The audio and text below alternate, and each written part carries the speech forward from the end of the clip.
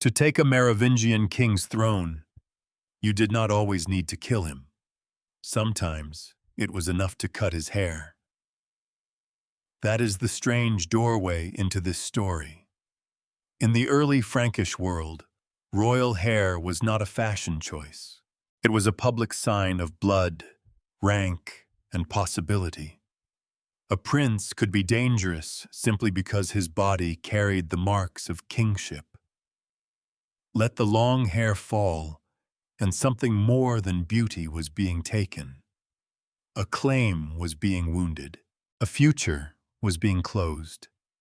It is an unsettling idea that power could live not only in armies, treasure, or law, but in the visible body of a man. So tonight, we begin with a mystery that is easy to dismiss and harder to explain. Why would a dynasty's authority become attached to hair? Why would cutting it matter so much? And what does that tell us about a kingdom still learning how to replace Rome? The Merovingians ruled in a world where symbols did real political work. A gesture could threaten a throne. A ceremony could make violence look lawful. A body could become a battlefield. Before we venture further into the shadows, take a moment to subscribe so you never miss a secret that history has tried to forget. And as we begin, leave a comment letting us know where in the world you are watching from tonight. It's a reminder of how far these forgotten echoes can reach.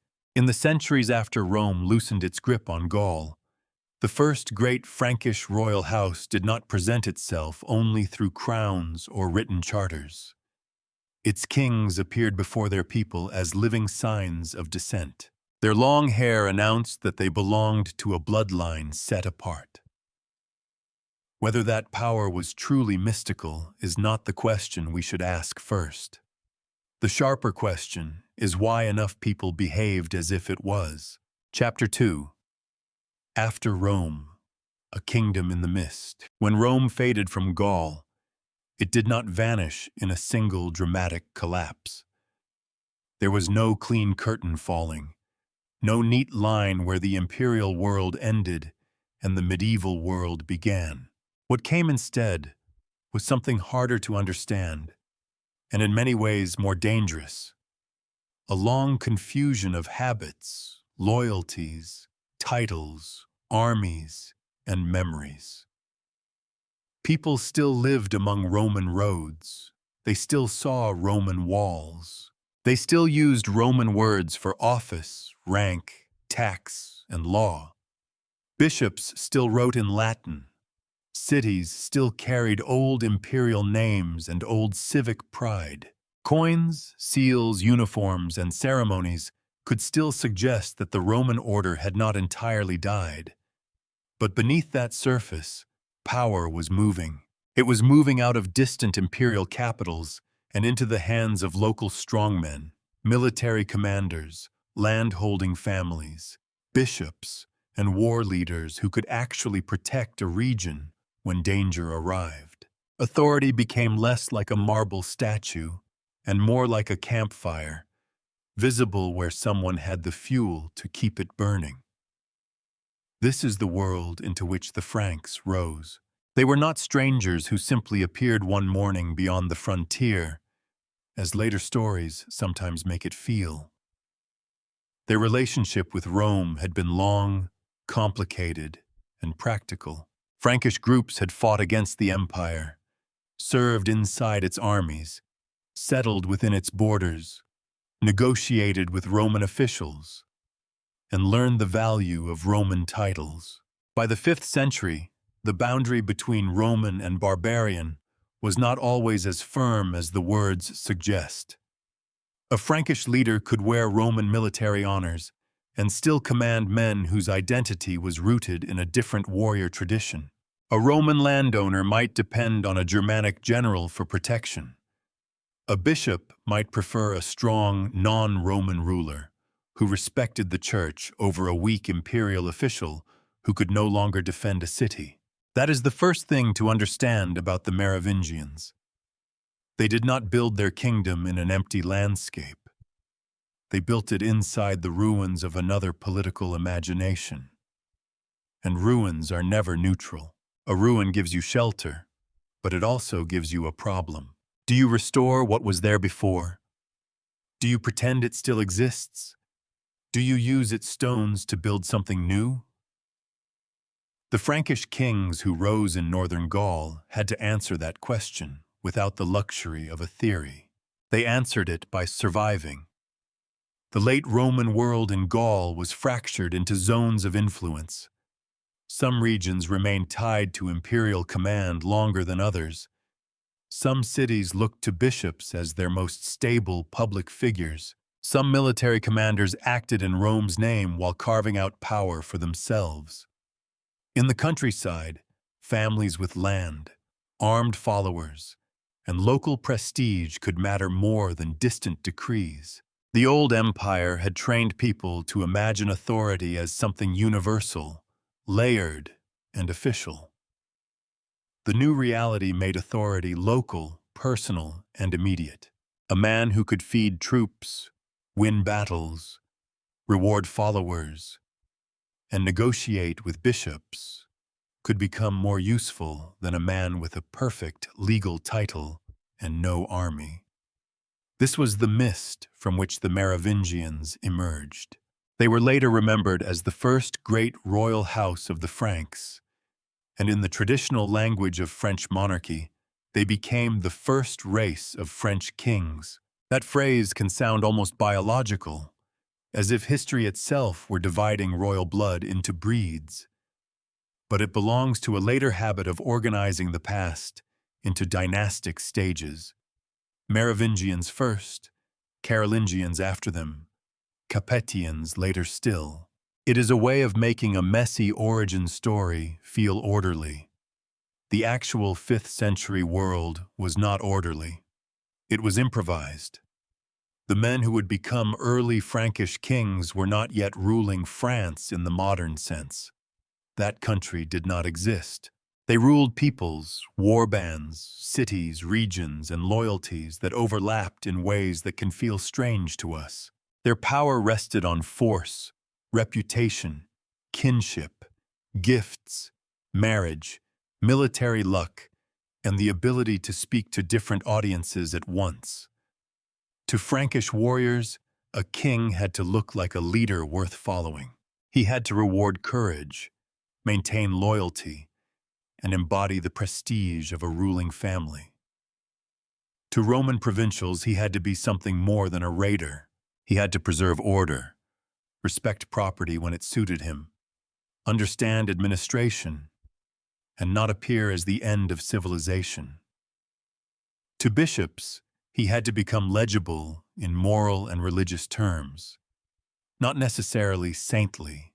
Few kings ever passed that test for long, but recognizable as a ruler with whom the church could bargain, admonish, bless, and remember.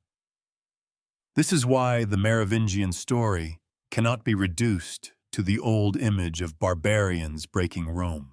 That image is too simple, and simplicity here hides the most interesting part. The early Frankish kings were not only destroyers of Roman power, they were inheritors of its language. They took over pieces of its machinery. They borrowed its prestige even when they were reshaping the world beyond recognition. A late Roman official might have understood the value of a title. A Frankish king understood that value too. A Roman general knew the importance of ceremony. A Frankish ruler did not ignore ceremony. He made it speak with a different accent. Even the very idea of kingship was being translated. It had to carry the expectations of a warrior people and the administrative memory of a Roman province at the same time. That translation was never smooth. Imagine a city in Gaul during this period. Its older inhabitants may have grown up believing in the permanence of Rome. Not because Rome was always kind, but because Rome was the horizon. It was the system inside which taxes were demanded. Laws were argued. Disputes were settled. Status was displayed, and careers were imagined. Then, slowly, the horizon became unreliable. Orders from the imperial center arrived late, or not at all. Armies that were supposed to protect the region pursued their own survival.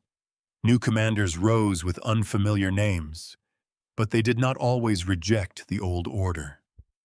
Sometimes they stepped into it.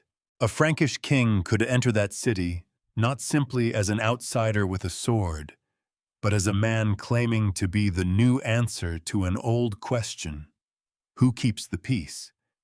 That question mattered more than purity of origin. It mattered more than nostalgia. People could mourn the empire and still make terms with the men who replaced it. Bishops could condemn violence and still bless a ruler who stopped worse violence from arriving. Aristocrats could look down on Frankish customs and still marry, negotiate, or serve where power had settled. Here we begin to see why royal signs mattered so much. In a stable system, legitimacy can hide behind institutions. In a broken system, legitimacy has to be performed. It has to be seen. It has to be carried in the body, in the procession, in the weapon, in the feast, in the oath, in the rumor that a certain family has always been marked for rule. The Merovingians were born into that need. Their long hair, which will follow us through this story like a strange thread, was not an isolated curiosity. It belonged to a larger world in which visible symbols helped people decide whom to fear, whom to obey, and whom to imagine as lawful. When paperwork is weak, appearance grows stronger. When institutions are uncertain, memory and ritual become heavier. A king's body becomes a document that even the illiterate can read. But this was not merely theater. Theater, in politics, can become reality if enough people accept the role being played. The early Merovingians had one enormous advantage. They learned to stand at the crossing point between worlds. They could appear Frankish enough to command warriors, Roman enough to rule former imperial lands, and eventually Christian enough to be interpreted by bishops as part of a providential order. That combination did not make their rule gentle. It made it durable. And durability, in the 5th century, was its own argument. The dynasty's rise was not inevitable. Other leaders competed. Other families had armed followers. Other regions produced men who could claim power in the name of Rome, local necessity, or military success. What made the Merovingians different was not that they escaped the chaos around them. They mastered its grammar. They understood, perhaps instinctively, that a new kingdom in Gaul could not be purely Roman, purely Frankish, or purely Christian at first. It had to be all of these things unevenly, sometimes awkwardly, sometimes violently. That is why the story begins in mist rather than light. We are looking at a period where the evidence is partial, the categories are slippery, and later writers often tried to impose cleaner meanings on events that were probably far more uncertain as they happened. Still, through that uncertainty, a shape appears. A Frankish royal house begins to gather force. Its name will come from an ancestor half hidden from us. Its first clear figures will stand with one foot in Roman command and another in warrior kingship. Its greatest early ruler will turn conversion into political architecture, and behind all of it will remain the question introduced by the hair. How does a family persuade a world in fragments that its blood is not merely powerful, but necessary? In the ruins of Rome, that question was not abstract. It was the beginning of a kingdom. Chapter 3. Merovec, the ancestor between history and legend. The name Merovingian comes from Merovec. That much seems simple. A dynasty needs an ancestor. A royal house needs a name. And so the kings who followed were remembered as the descendants of this one early figure. But the closer we move toward Merovec himself, the less solid the ground becomes. He stands near the doorway of Frankish history, but not fully inside the light. We do not have the kind of evidence that would let us follow him with confidence through a sequence of decisions, campaigns, alliances, and public acts. He is not like Clovis, whose career can be traced with sharper outlines. Merovec is more like a name preserved because later generations needed him to be preserved. A route, perhaps. A signpost. A necessary beginning. That does not mean he was invented. It means the evidence is thin, and thin evidence behaves strangely. It invites memory to decorate it. For a ruling family, an unclear ancestor can be useful. A fully documented ancestor belongs too much to ordinary time. He can be measured, questioned, contradicted. But an ancestor half covered by uncertainty can grow into something larger. He becomes flexible enough to carry meanings that later generations require. If the dynasty succeeds, the ancestor becomes proof that its success was always waiting in the blood. If the dynasty falls, that same ancestor can be recast as the beginning of a vanished order, a strange old line that belonged to a rougher age. Merovec is important then, not only because of what we know about him, but because of what people later heeded him to mean. The early Franks did not leave us a clean family archive. We are not opening drawers of royal correspondence, finding personal letters, or reading a careful official biography written in his lifetime. What survives comes through later narration, clerical memory, genealogy, and political storytelling. These sources can preserve real fragments, but they also arrange those fragments into patterns. They often explain origins after the fact, and the explanation can be more revealing than the origin itself. This is one of the quiet traps in early medieval history. A later story may be false as a literal account, but true as evidence of desire. It shows what people wished their past to say. The Franks, like many peoples emerging from the broken Roman world, were eventually given grand origin stories.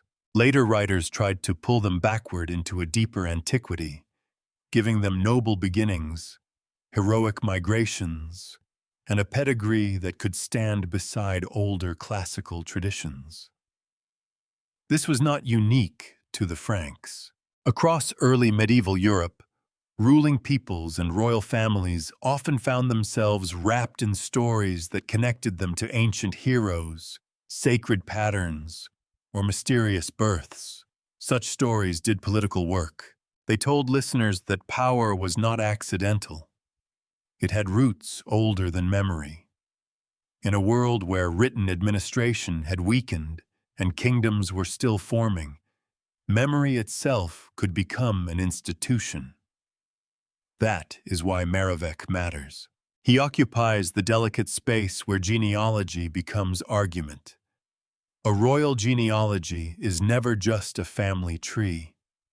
It is a claim about who should matter. It says that some blood is public blood, that some births are events of political consequence, that certain children inherit not only property, but expectation. For the Merovingians, descent would become one of the dynasty's strongest tools. A man born into the line could be a threat even before he had done anything remarkable. His existence carried possibility. His body, as this story keeps reminding us, was not private. But to make bloodline powerful, a dynasty needs memory behind it. It needs a past that feels older than ambition. Merovec provided that past, even if the man himself remains difficult to recover. The temptation, of course, is to turn this uncertainty into mystery for its own sake. That is where we should be careful. It is easy to treat the dimness around Merovec as proof of something secret or supernatural. But early history is often dim for ordinary reasons. Records were scarce. Documents were lost. Writers cared about some details and ignored others.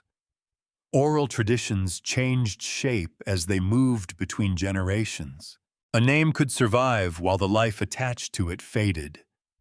The absence of evidence is not always a locked door. Sometimes it is simply an empty room. Still, the legends that grew around early Frankish origins deserve attention because they show how the Merovingians were remembered.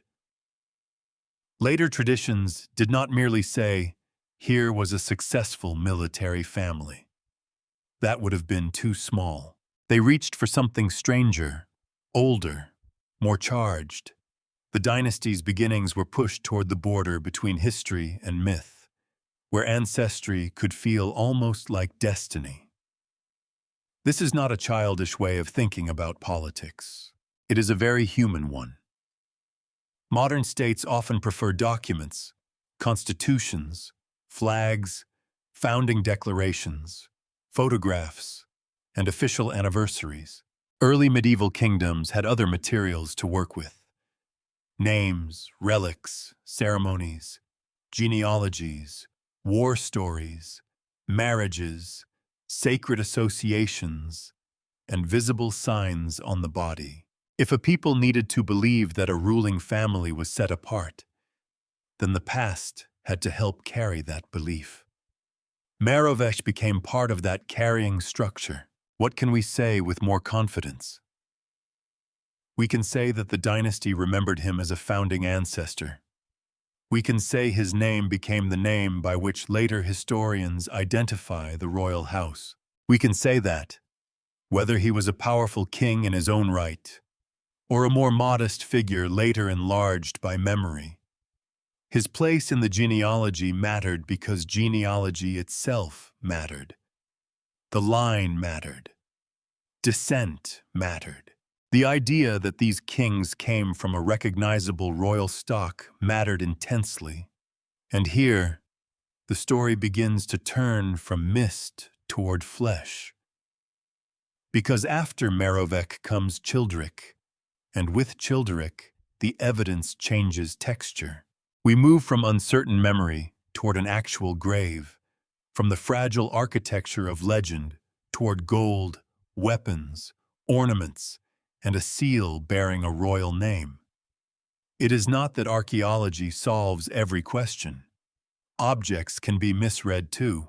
A tomb can impress us so much that we forget it was also a performance, a carefully arranged message to the living. But compared with Merovec, Childeric feels startlingly present. That contrast is useful. It reminds us that dynasties do not begin in the same way historians begin books. They do not announce themselves with a tidy introduction. They gather slowly. A half-known ancestor becomes a name becomes a lineage becomes a claim becomes dangerous enough that men will kill for it, shave for it, pray over it, and write stories to defend or condemn it. Merovec survives because the dynasty survived long enough for his name to matter. There is something almost ironic in that. The ancestor who gives the family its identity is also the one we can barely see. The Merovingians would become famous for kings whose bodies were public symbols, whose hair could signal royal legitimacy, whose blood could disturb the politics of an entire kingdom. Yet the man at the root of that royal identity remains partly unreachable. Perhaps that is fitting. Power often prefers a beginning that cannot be inspected too closely. A clear origin can disappoint. A legendary origin can breathe. Somewhere between the two stands Merovec, not a ghost, not quite a fully visible king, but a remembered ancestor around whom a dynasty learned to imagine itself. And once a ruling family has imagined itself that way, others may begin to imagine it too. Chapter 4. Childeric's Grave and the First Royal Aura. With Childeric, the story stops hovering above the ground and begins to touch metal. For Merovingian, we have a name that seems to stand behind the dynasty like an ancestor seen through fog. For Childeric, we have something different. A burial, a place, objects, a royal identity pressed into the material world. His tomb at Tournai gives us one of the most striking entrances into early Frankish kingship, because it does not explain itself in words. It speaks through arrangement, through gold, through weapons, through the strange mixture of worlds gathered around one dead ruler. Here was the father of Clovis, the man who would stand just before the dynasty's great transformation. And in death, Childeric appears not as a simple barbarian chief, not as a Roman official, and not yet as a Christian king in the later medieval sense. He appears as something more revealing, a ruler of the borderland between identities. That is what makes the tomb so important. It does not show us a neat category. It shows us a political experiment. The grave goods associated with Childeric have long fascinated historians because they seem to gather several languages of power into one royal body. There is the warrior language, the weapons, the martial prestige, the sense of a man buried as someone whose authority was bound to command and force. There is the Roman language, signs of rank, luxury, and official identity that suggest a ruler who knew the value of imperial symbols. And there is the dynastic language, ornaments and markers that make the body feel set apart, not merely remembered, but displayed as royal. The most personal object, in some ways, is the signet ring bearing his identity. A seal is not only decoration, it is authority made portable. It says, this name can command, this identity can authenticate. This hand or the memory of this hand has public weight. For a world moving out of Roman administration and into Frankish kingship, that detail matters. It shows a ruler who did not reject the habits of empire simply because he belonged to a Frankish line. He understood that symbols of Roman legitimacy could still work. They still impressed. They still helped a leader appear as something more stable than a warlord passing through. And yet Childeric was not swallowed by Rome either. The burial does not make him look like an old imperial bureaucrat, dressed for an office he no longer held. It gives him the aura of a king whose power came from war, ancestry, and personal following. He stands at the crossing point, Roman enough to inherit prestige, Frankish enough to command warriors, royal enough to become the father of a dynasty's future. This is where archaeology becomes more than treasure hunting. The gold is beautiful, yes. The ornaments catch the imagination. But if we only stare at them as valuables, we miss their deeper purpose. Grave goods are arguments. They tell the living what kind of person has died and what kind of memory must now be maintained. A royal burial is never only about the dead. It is also about the people who remain behind and need the dead to mean something. Imagine those who arranged Childeric's burial. They were not writing a chronicle. They were composing an image. They placed around him the signs that would make his status visible even after breath had left the body. This was a final performance of rank, and perhaps also a promise that the line did not end here, that the aura of the father could pass into the son. That son was Clovis. Knowing this changes how we look at the tomb. Childeric's burial is not merely an archaeological curiosity from a vanished age. It is the threshold before one of the decisive careers in Frankish history. In Childeric, we see the materials from which Clovis would build: military prestige, Roman inheritance, royal blood, and the ability to speak to different communities at once. But there is a quiet caution here. Tombs can seduce us. Because objects survive, they can seem more honest than texts. A ring feels solid. A weapon feels undeniable. A gold ornament does not preach at us like a bishop or flatter us like a court historian. But objects still require interpretation. They do not tell us exactly what every viewer saw in them, or what every symbol meant to every community.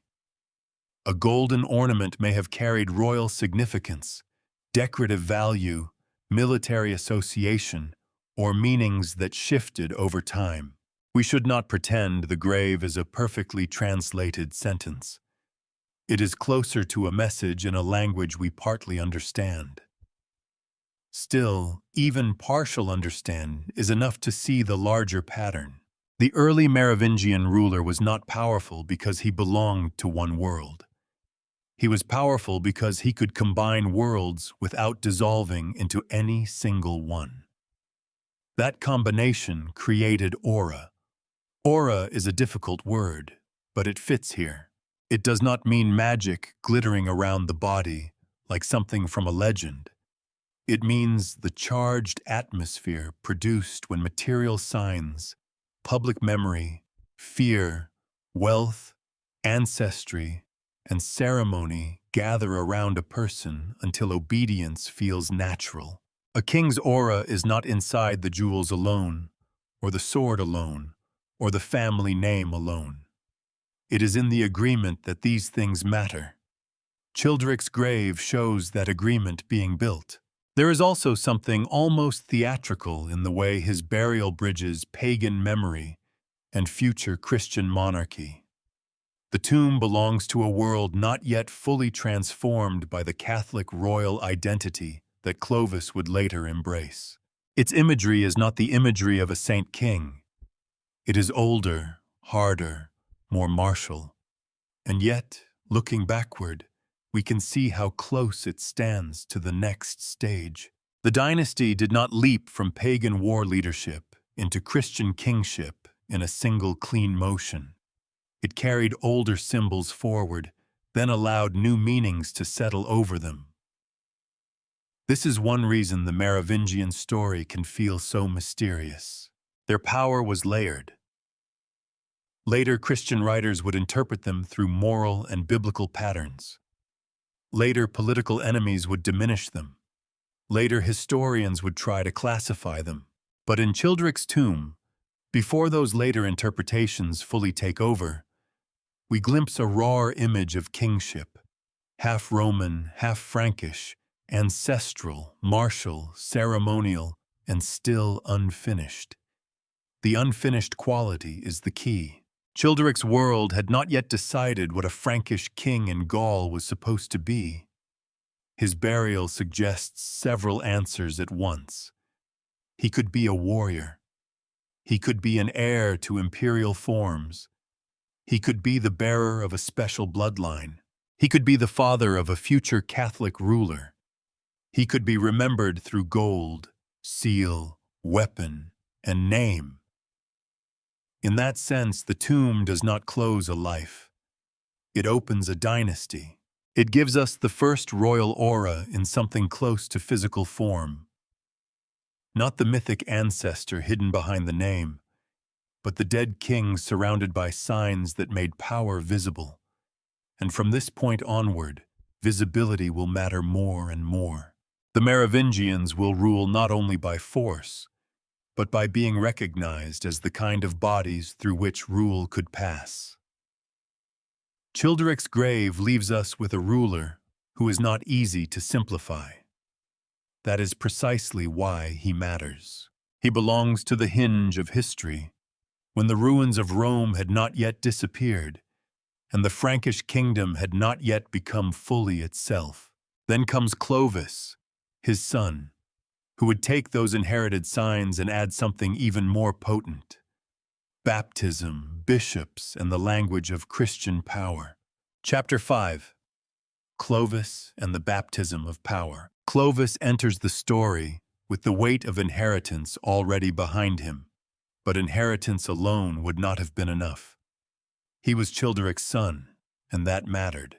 He came from a line that had begun to gather the signs of royal distinction: warrior prestige, Frankish loyalty, Roman contact, and the strange bodily symbolism that made Merovingian kings recognizable before they even spoke. But a young ruler in late Roman Gaul could not survive on ancestry as if ancestry were a locked treasure chest. Blood could open doors. It could also paint a target on the back.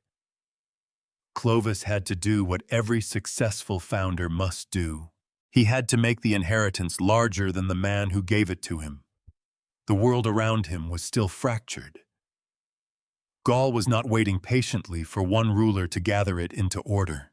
It was divided among competing powers, regional loyalties, older Roman structures, and rival war leaders who had no reason to step aside politely.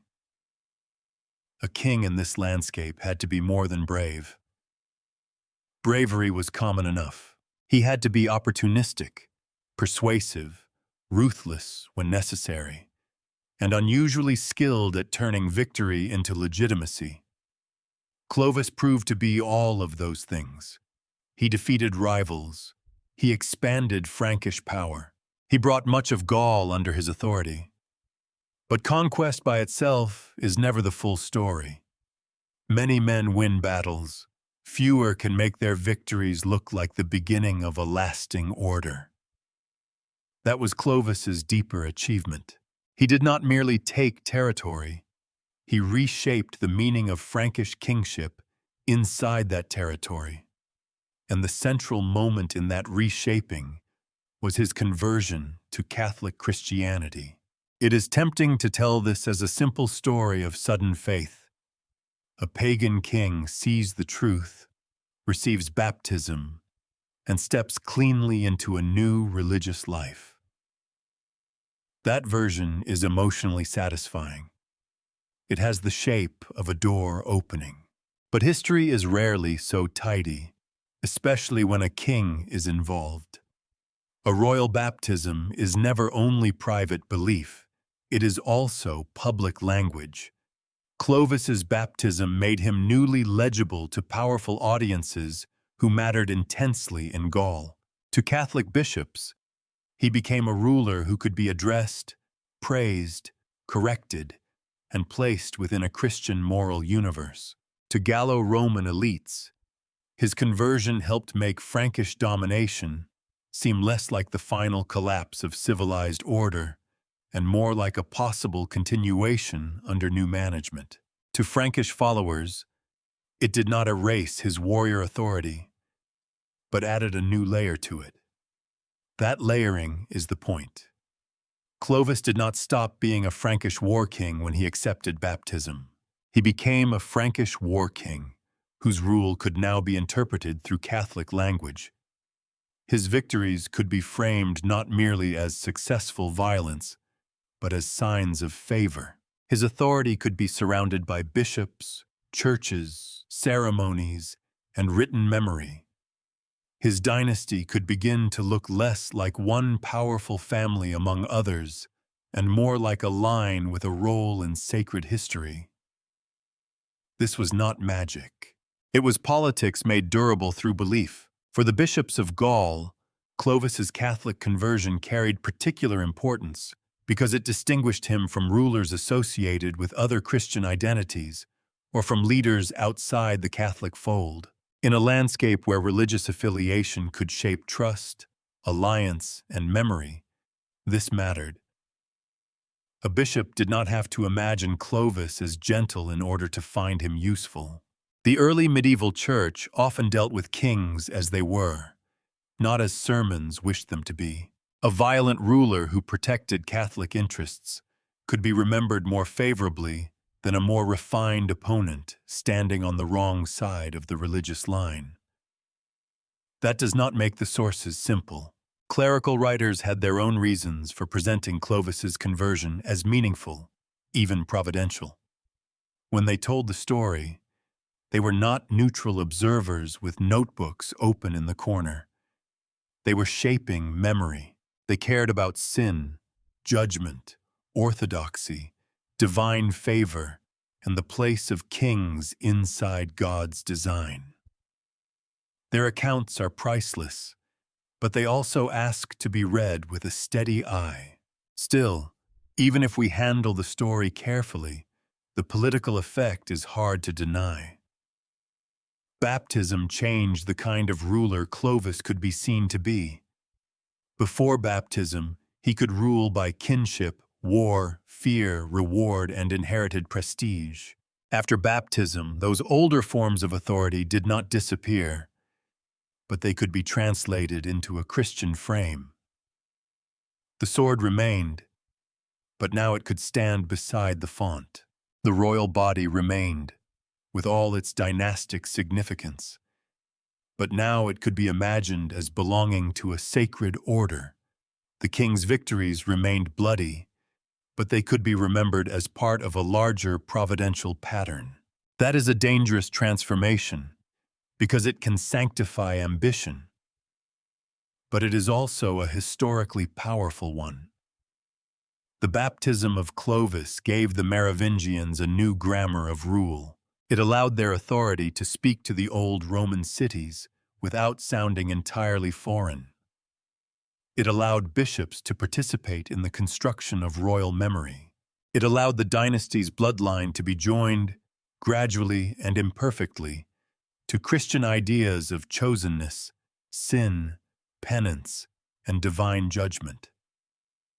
The long-haired king did not cease to be a figure of ancestral power. He became a figure whose ancestral power could be reinterpreted by the Church.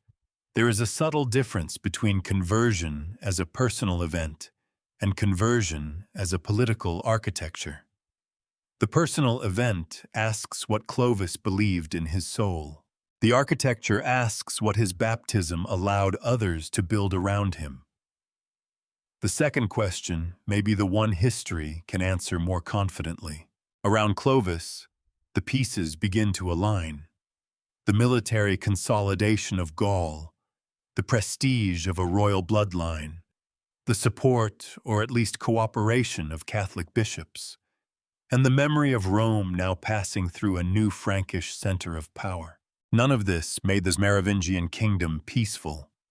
It did not remove family violence, rival claims, or the brutal arithmetic of inheritance. In some ways, it made the stakes higher. A baptized dynasty could still spill blood, but now its bloodshed happened under the eyes of chroniclers who understood violence in moral and spiritual terms. That is why Clovis is not simply a founder because he conquered. Conquerors can be temporary.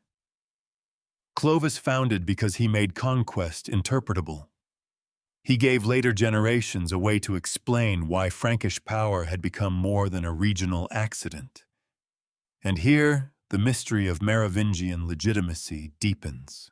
The dynasty's authority did not abandon the body. It did not leave behind hair, blood, descent, and visible signs of royal status. Instead, baptism placed those older signs into a broader sacred atmosphere. A king's body could still matter because of ancestry, but now it could also matter because it had been washed into a Christian story. A royal line could still claim ancient prestige, but now bishops could help give that prestige moral shape. Clovis's genius, whether deliberate or instinctive, was that he did not choose between worlds. Like his father's burial before him, his reign gathered languages of power together: Frankish war leadership, Roman inheritance, Catholic blessing, dynastic blood. In that gathering, the Merovingian monarchy became more than a successful family with weapons. It became an institution people could fear, serve, criticize, sanctify, and remember. And once power can be remembered as sacred, it becomes much harder to treat as ordinary. Chapter 6. the sacred body of the king. A king can rule from a hall, from a battlefield, from a church doorway, from a saddle. But before any of that, he rules from his body. That may sound strange to modern ears, because we are trained to think of government as something abstract. Offices, constitutions, laws, seals, signatures, institutions. Power belongs to the role, not the skin of the person who occupies it. At least, that is the theory. Even now, of course, bodies still matter.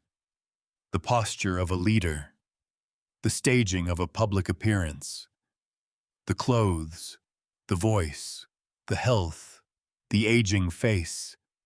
None of these things are politically neutral. In the Merovingian world, that truth was much closer to the surface. The king's body was not merely the container of authority. It was one of authority's main exhibits. His appearance told people who he was before a clerk explained it, before a bishop blessed him, before a soldier shouted his name. The body stood at the center of the performance. Hair, weapons, clothing, bearing, lineage, and public presence all working together to create the impression of a person set apart. The long hair was the most famous sign, but it was not the only one. It belonged to a broader royal grammar. A Merovingian king had to be seen as a warrior, because his world still judged kingship by the ability to command men in violence. He had to be seen as descended from the right blood, because royal legitimacy did not float freely from one successful strongman to another. He had to be seen in public rituals, because power that never appears can begin to look uncertain.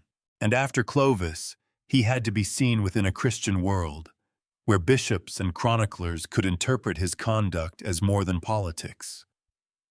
The result was a body covered in meanings. Long hair marked dynastic status.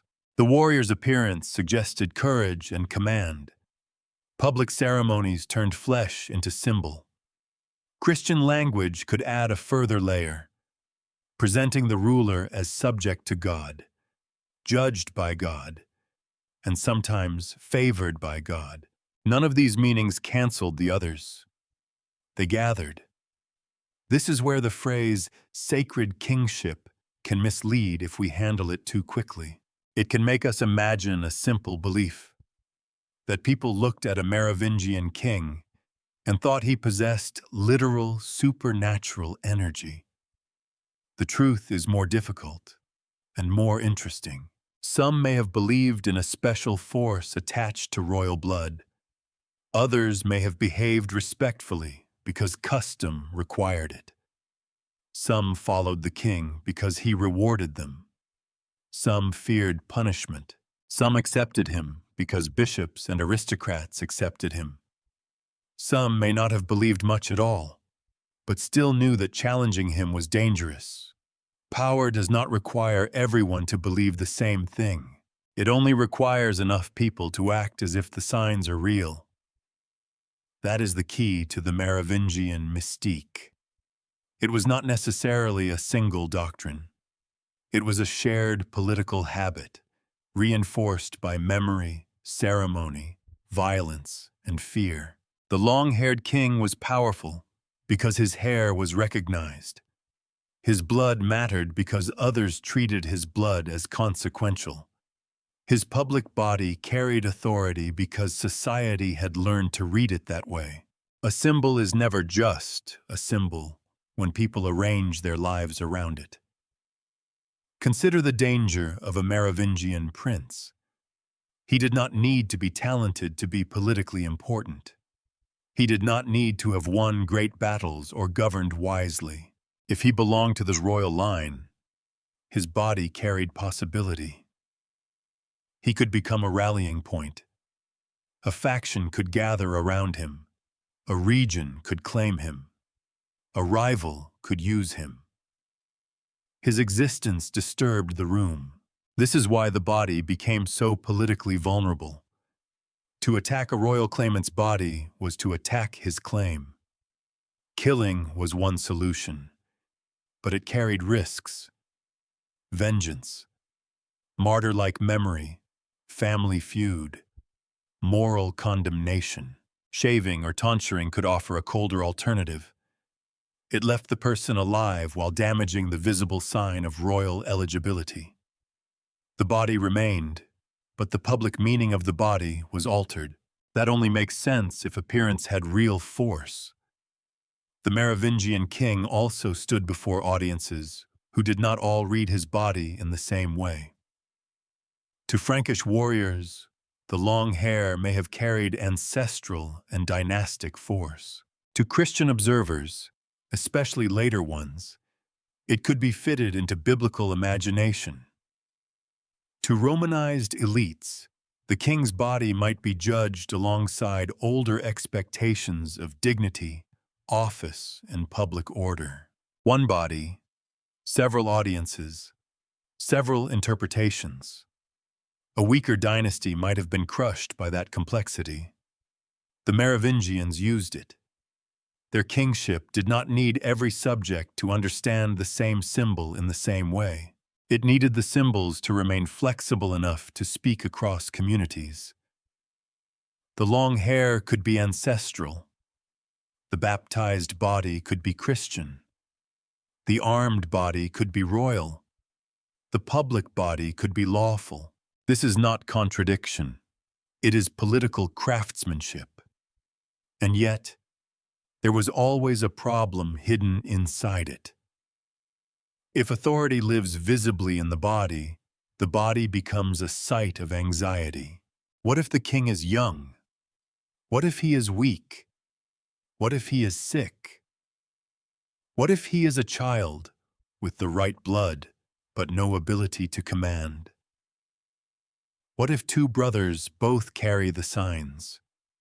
What if a nephew, a cousin, or a surviving son becomes more useful to a faction than the ruler currently on the throne?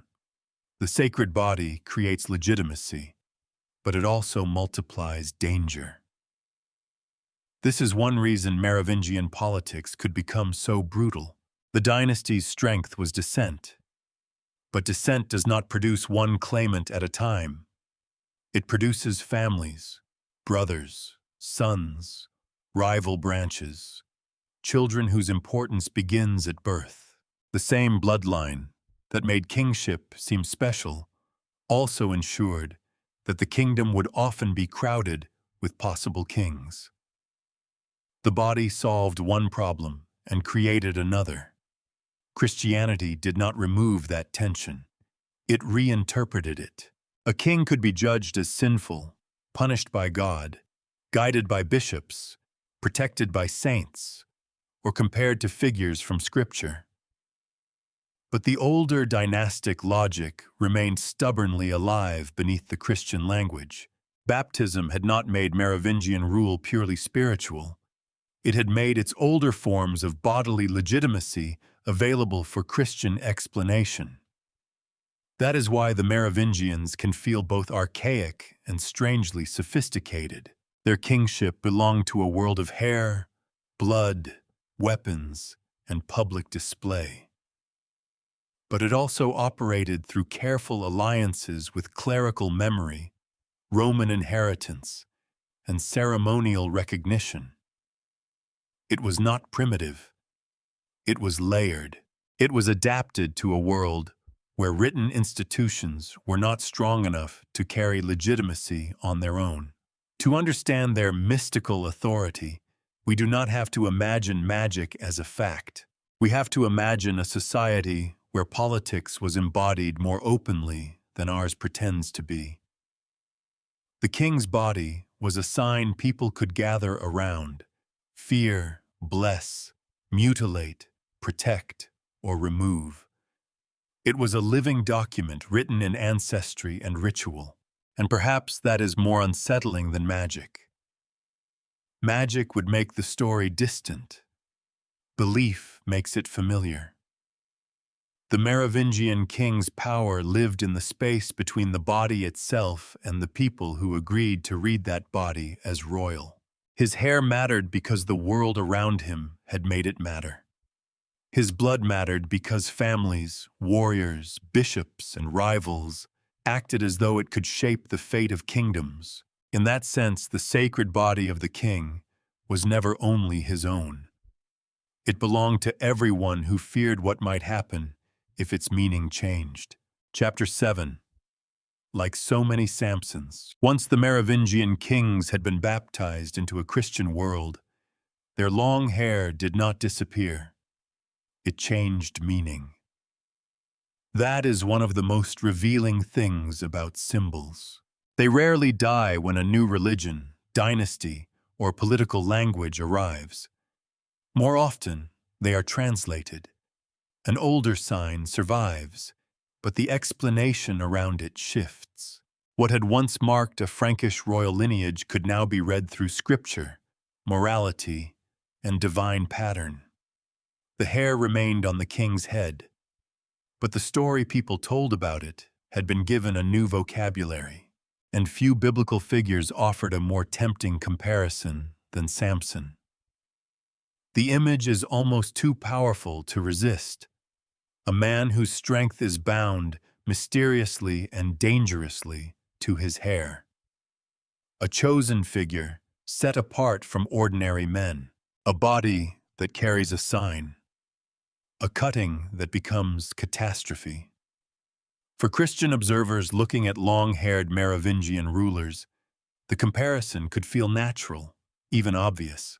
These kings, with their visible mark of royal status, could be imagined as standing in a line of sacred bodily signs. But we should slow down here. The Merovingians did not grow their hair because they were simply copying Samson. The royal hairstyle almost certainly belonged to an older dynastic and cultural tradition, one rooted in Frankish ideas of lineage, masculinity, and rule. The biblical interpretation came later, or at least became more meaningful after the dynasty entered a Christian frame. This distinction matters. Without it, we accidentally reverse the story. We make Christianity the origin of a symbol that it may have inherited and re-explained. That re-explanation is the interesting part. A bishop, monk, or chronicler did not need to deny the old royal sign. He could domesticate it. He could place it inside Christian memory. Instead of treating the long hair as a pagan leftover, he could make it speak in biblical terms: strength, election, danger, pride, punishment. In that way, the church did not simply erase older kingship. It interpreted it. And interpretation can be a form of conquest. Samson was not a gentle comparison. He was strong, chosen, violent, flawed, betrayed, and brought low. His hair was the visible sign of a covenantal condition, but his story was also a warning about appetite, vulnerability, and the cost of misused power. To compare Merovingian kings to Samson was not only to flatter them, it could also place them under judgment. That is what makes the symbol so rich. Long hair could suggest royal strength, but also royal peril. It could say, "This man is set apart," while quietly adding, "and set apart men can fall." For the Merovingians, this was politically useful and politically dangerous at the same time. The comparison gave their bodily sign a sacred resonance.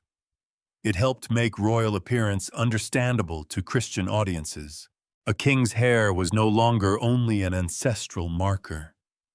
It could be treated as a sign of chosenness, a visible reminder that power had been placed upon the body. Yet Samson's story also made the act of cutting hair feel charged with spiritual drama. Shaving a Merovingian claimant was not merely cosmetic. It could be imagined as the removal of strength, the breaking of royal possibility. the public unmaking of a man who had once carried a dangerous sign. The older political gesture now had biblical echo behind it. This is how traditions deepen, not by remaining pure, but by gathering meanings. A Frankish warrior might look at long hair and see royal blood. A Christian cleric might see Samson. A rival might see a threat. A mother might see her son's future. A mayor of the palace might see a problem that could not be left unattended. The same hair could be read differently by every person in the room and still retain its force because all those readings pointed toward the same conclusion. This body mattered. The comparison to Samson also reveals something about early medieval imagination. People did not separate the physical and the spiritual as neatly as modern minds often try to do. A body could carry moral meaning. Hair, wounds, posture, clothing, illness, beauty, deformity, and ritual marks could all become signs through which deeper truths were guessed or argued. This did not mean people were incapable of practical politics. Quite the opposite. They were often brutally practical. But practical politics and sacred symbolism were not enemies. They worked together. A ruler might be removed because he was inconvenient, but the method of removal still needed to make sense within the symbolic world people inhabited.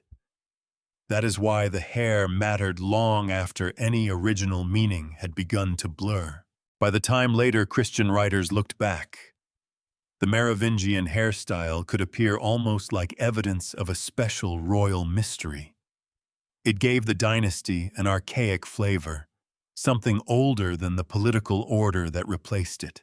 These kings seemed to belong to a time when blood and body were more openly royal, when the sign of rule grew visibly from the head itself. That image has survived powerfully, perhaps too powerfully. It can tempt modern audiences into exaggeration, as if Merovingian hair were a literal magical source. But the stronger interpretation is more human. The hair worked because it joined several systems of belief at once.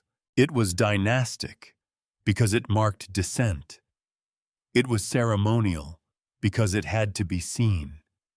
It was political because cutting it could disable a claim. And after conversion, it became biblical. Because Christian memory supplied Samson as a ready-made lens. The legend did not have to be false to be transformed. It only had to be useful. In this sense, the Merovingian kings were not like Samson because their hair truly stored supernatural force. They were like Samson because their society had learned to tell stories in which hair, strength, chosenness, and downfall belonged together. The comparison made an old political sign feel ancient in a new way. It placed Frankish kingship inside a sacred drama without needing to explain every old custom away. And perhaps that is why the image still unsettles us.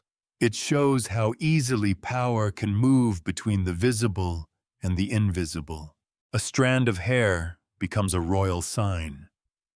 A royal sign becomes a biblical symbol. A biblical symbol becomes a political weapon. By the time the blade touches the head, everyone understands that the gesture means more than grooming. The Merovingians lived inside that understanding. Their long hair held ancestry before it held scripture. Then scripture gave ancestry a deeper shadow. Like so many Samsons, they could be imagined as strong because they were marked, and vulnerable because marks can be removed. Their bodies carried the promise of rule, but also the method of undoing it. A dynasty that places power on the body must always fear the hand that reaches for the shears. Chapter 8. Bloodline as law, weapon, and curse. A royal bloodline sounds stable from a distance. It suggests order, father to son. one generation into the next. A family carrying authority like an heirloom, polished by time, recognized by everyone who matters. That is the image dynasties prefer to project, because it makes power look natural.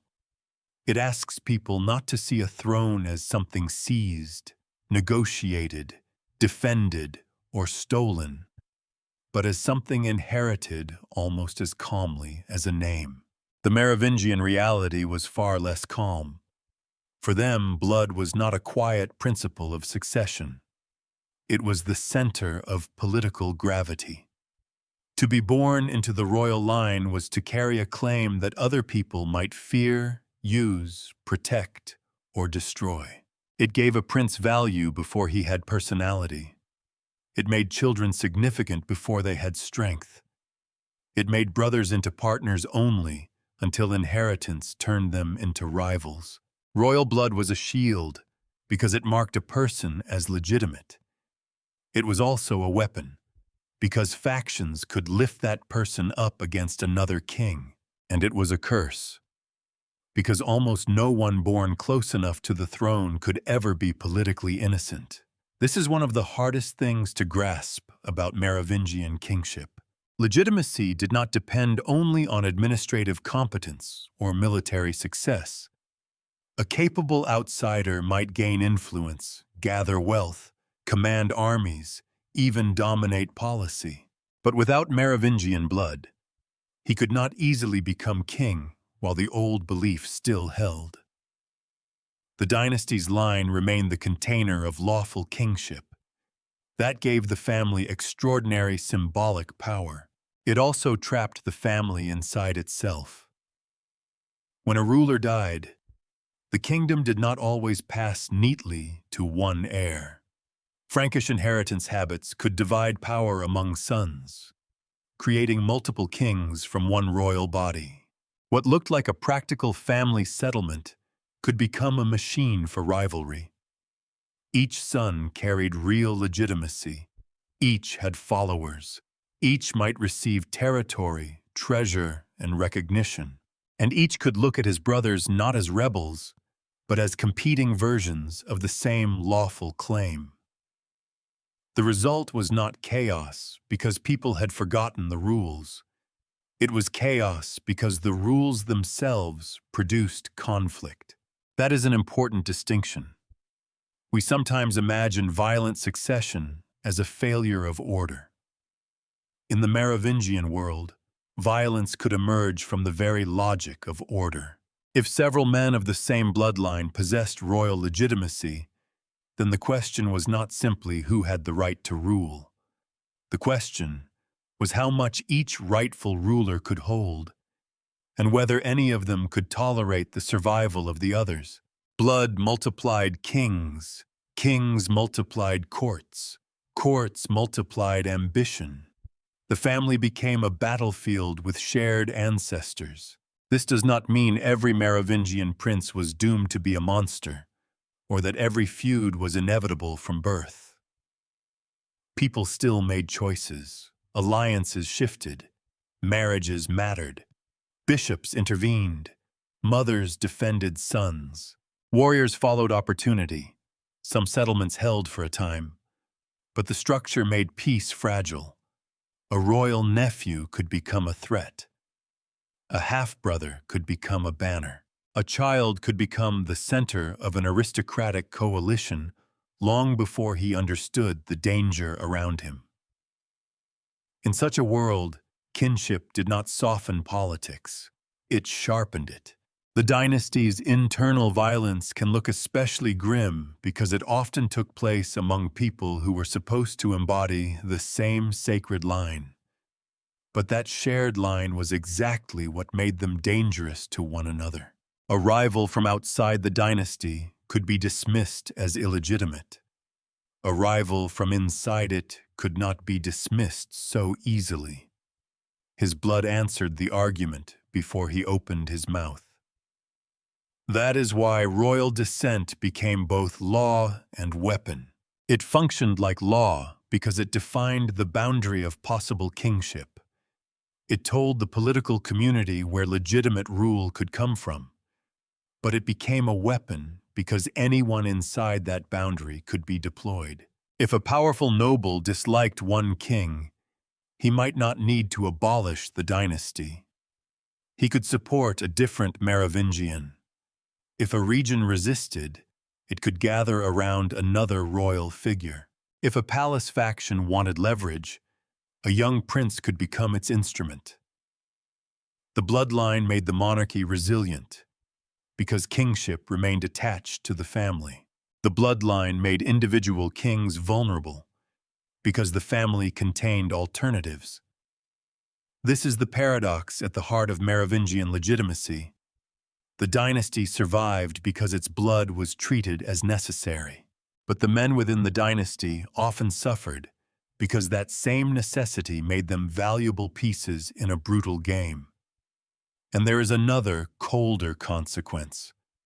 When royal blood is sacred, killing it becomes morally and politically complicated. But leaving it alive can be dangerous.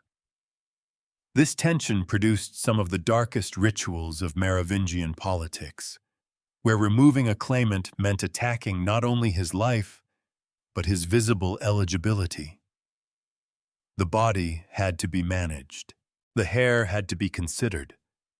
A prince could not simply retire into harmlessness if others still saw in him the shape of a king.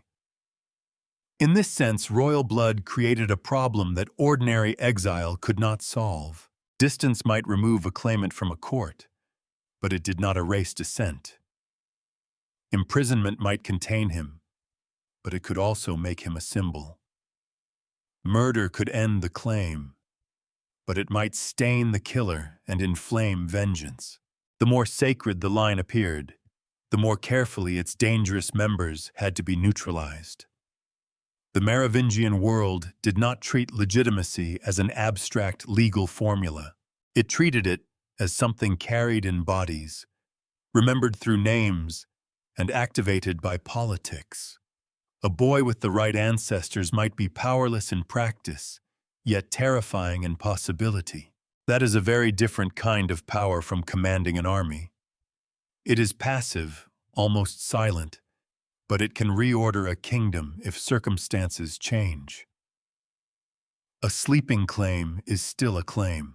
This helps explain why the dynasty's history can feel so claustrophobic. The danger rarely comes from one direction only.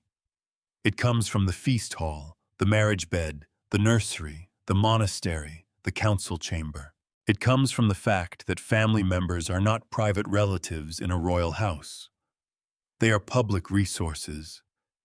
Their births, marriages, tonsures, deaths, and reputations belong to politics.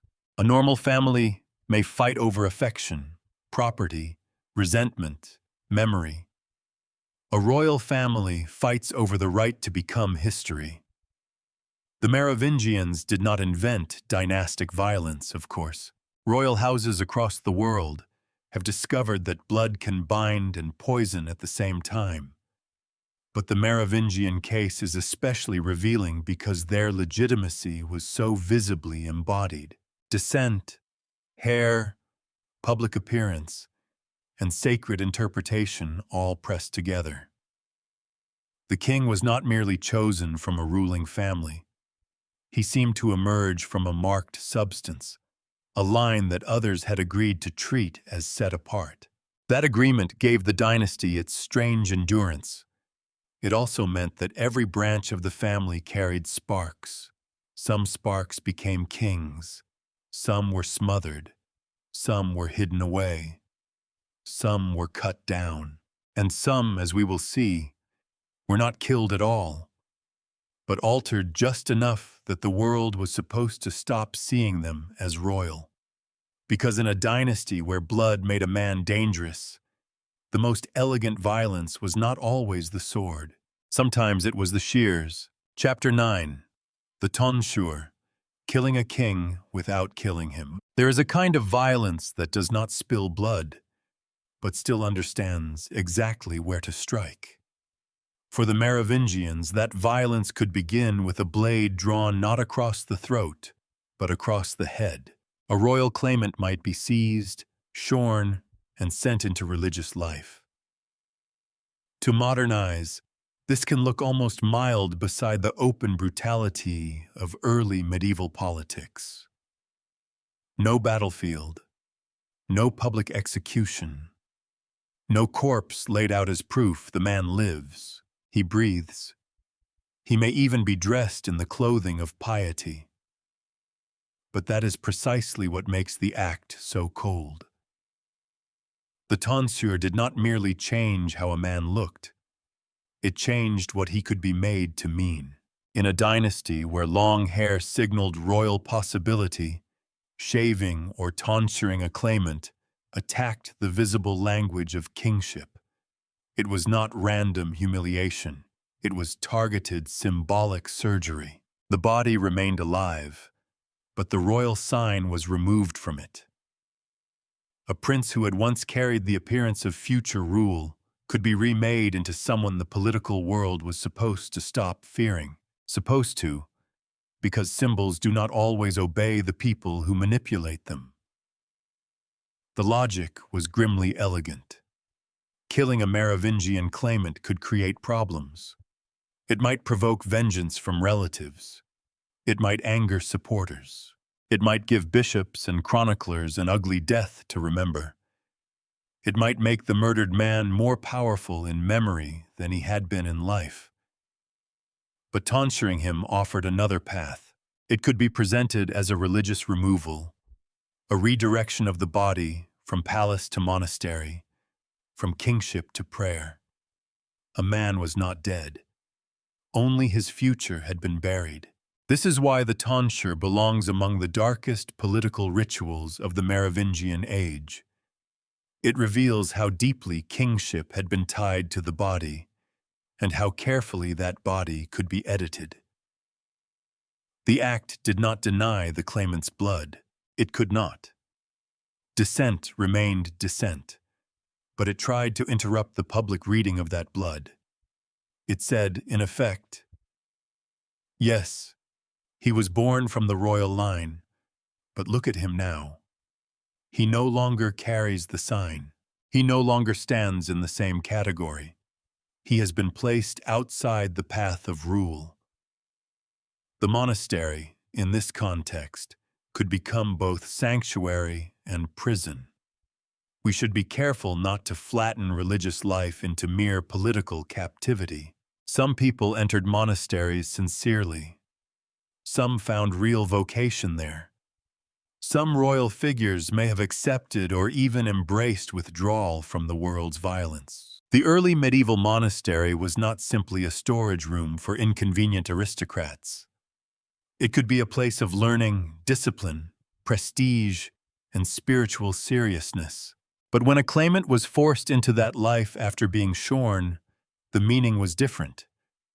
The sacred became a political instrument. The language of renunciation was used to solve a dynastic problem. A man was made to appear as if he had left the world, even when the world had first laid hands on him. That contradiction is important. A true renunciation says, I give up power. A forced tonsure says, power has given you up. The difference could be felt by everyone, even if official language tried to soften it.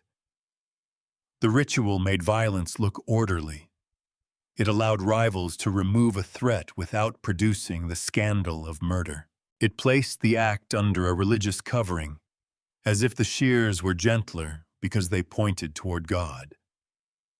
But politics has always known how to borrow holy clothing. This is not to say that everyone involved saw the act as cynical. Early medieval people did not necessarily separate the political and the religious into clean compartments. Removing a dangerous claimant into monastic life might be understood as preserving peace, sparing blood, and placing a troubled royal body under spiritual discipline. In a world where civil war could devastate kingdoms, some may have seen tonsure as mercy. And perhaps in certain cases, it was mercy when compared with the alternatives. But mercy can still be coercive. A spared life can still be stolen. The tonsure also reveals something deeply practical about Merovingian legitimacy. If royal power had depended only on written law, then a document could have removed a claimant. If it had depended only on military command, then disarming him might have been enough. If it had depended only on aristocratic support, then isolating him from nobles could have solved the problem. But because the royal body itself carried meaning, the body had to be altered. This is the unsettling core of the ritual. It treated appearance as political reality. Cut the hair, and the world was asked to read the person differently. Send him into religious life, and the public imagination was asked to close around him like a door. The act also depended on an audience. A tonsure hidden from everyone would have little value. Its force came from recognition. People had to know that the royal hair was gone. They had to understand what that loss signified. They had to accept, or at least pretend to accept, that the claimant's path had been redirected permanently. In that sense, the tonsure was a message sent through flesh. It told supporters to abandon hope.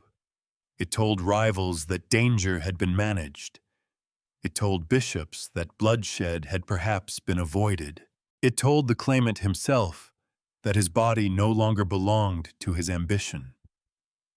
The man might still remember who he was. His enemies were counting on everyone else remembering differently. Yet the ritual's very existence also proves the strength of the thing it tried to destroy. No one invents an elaborate symbolic removal for a claim that does not matter. No one worries about hair unless hair has power in the minds of others. The blade becomes evidence of belief. There is a strange intimacy to this kind of political violence. A sword on the battlefield strikes an enemy at speed, in noise, under the confusion of survival. A tonsure requires closeness. Someone must hold the body still. Someone must bring the blade near the head. Someone must watch the old sign fall away in strands. The gesture is quiet enough to seem almost domestic, which makes it more disturbing, not less. Because it is not rage, it is administration. The man who emerges from it is neither fully destroyed nor fully free. He becomes a living remainder, proof that the dynasty's blood could be contained but not erased. His survival may serve his enemies by showing their restraint. It may also haunt them, because bloodline is difficult to silence completely. Even shorn, a Merovingian remains what he was born from. The ritual can damage royal possibility, but it cannot rewrite ancestry. That is the risk inside symbolic violence. It depends on agreement. If enough people accept the new meaning, the claimant is neutralized. If enough people refuse, the old meaning can return. Still, the practice endured because it answered a specific Merovingian problem with terrible precision. It did not merely punish a man. It tried to unmake a king before he could become one. It did not deny the sacred body. It proved that the sacred body had to be handled with ceremony, even when the ceremony was hostile. The tonsure stands, then, as one of the clearest windows into the dynasty's world. It shows that power was not only held in armies or palaces, it was held in signs, in hair, in public recognition, in the uneasy cooperation between violence and ritual. To kill a claimant was final. To tonsure him was more subtle, a living death of status, a political burial performed above ground. And somewhere in that act, the Merovingian mystery becomes sharper. Their authority was not imaginary, because imaginary things do not need blades to remove them. It was not simply magical either, because the blade did not cut enchantment. It cut a social agreement made visible. A king's hair could fall to the floor, and with it, if the ritual worked, fell the future others had once seen growing from his head. Chapter 10. Bishops, Chroniclers, and the Making of Memory. Much of what we think we know about the Merovingians comes to us through men who did not stand outside the story. They were not modern historians, calmly sorting evidence in a quiet archive. They were bishops, clerics, moral witnesses, political survivors, and sometimes participants in the world they described. They wrote from inside the storm. They had loyalties. They had fears. They had theological instincts. They knew which kings had protected churches, which queens had patronized saints, which nobles had behaved outrageously, and which scandals could be turned into warnings about sin. Among these voices, Gregory of Tours is unavoidable. Without him, the Merovingian world would be far darker to us. Not darker in mood, but darker in fact. Gregory gives us names, conflicts, family struggles, miracles, murders, negotiations, diseases, omens, betrayals, and the texture of a society where politics and religion were never far apart. He is one of the great witnesses of the 6th century in Gaul. But a witness is not the same as a window. A window lets light pass through without opinion. Gregory was not that. He was a bishop with a bishop's concerns.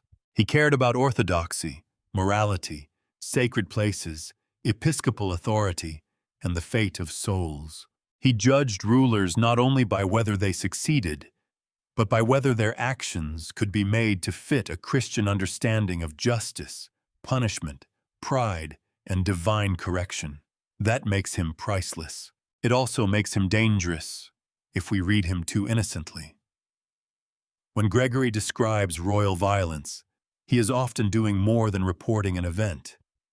He is placing it inside a moral universe. A king's cruelty may become evidence of spiritual disorder. A sudden death may feel like judgment. A political reversal may be arranged as a lesson. Wickedness is not only wickedness, it is part of a pattern. Sanctity is not only holiness, it is a force moving through history. This does not mean he invented everything. That would be too easy and unfair. Gregory lived close to many of the events he described. He heard reports, knew important people, had access to clerical networks, and preserved details that would otherwise be lost completely. To dismiss him because he had a perspective would be like throwing away a lantern because the glass is colored. The better question is, what color is the glass? Reading Gregory requires patience. When he tells us about a ruler, we have to ask what mattered to him. Was this king a protector of churches or a threat to them? Did this queen support holy foundations, offend clerical expectations, or maneuver too visibly in a male political world?